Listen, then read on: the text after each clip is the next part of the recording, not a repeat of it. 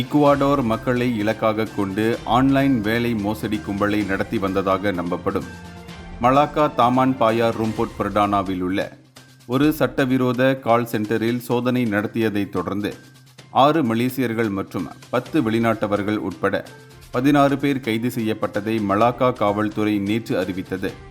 Malacca காவல்துறை தலைவர் Dato ஜுல்கைரி Mukhtar, இந்த கும்பலின் உறுப்பினர்கள் வாட்ஸ்அப் மற்றும் டெலிகிராம் மூலம் உற்பத்தி பொருட்களை விற்பவர்கள் போல் நடித்து லாபத்தை பகிர்வதாக கூறி போலியான இணையதளங்களில் பொருட்களை மீண்டும் மீண்டும் வாங்கச் சொல்லி பாதிக்கப்பட்டவர்களை ஏமாற்றியுள்ளனர் என்று வெளிப்படுத்தினார். பாதிக்கப்பட்டவர்கள் மேலும் அதிக பொருட்களை வாங்கும்படி அழுத்தம் கொடுக்கப்பட்டனர். ஆனால் தொடர்பு துண்டிக்கப்பட்ட போதுதான் தாங்கள் மோசடிக்கு ஆளானதை உணர்ந்துள்ளனர். இந்த சோதனையில் 20,000 ரிங்கிட் மதிப்புள்ள சாதனங்களை அதிகாரிகள் பறிமுதல் செய்ததுடன் அனைத்து சந்தேக நபர்களும் தடுப்பு காவலில் வைக்கப்பட்டுள்ளனர். அவர்கள் தற்போது மோசடி, கிரிமினல் சதி மற்றும் குடிநுழைவு சட்ட மீறல்கள் ஆகியவற்றிற்காக விசாரிக்கப்பட்டு வருகின்றனர்.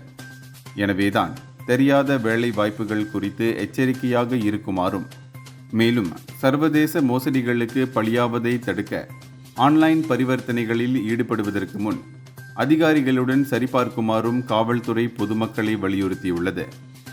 இந்தியர்களின் இதய குரல் மக்களோசை.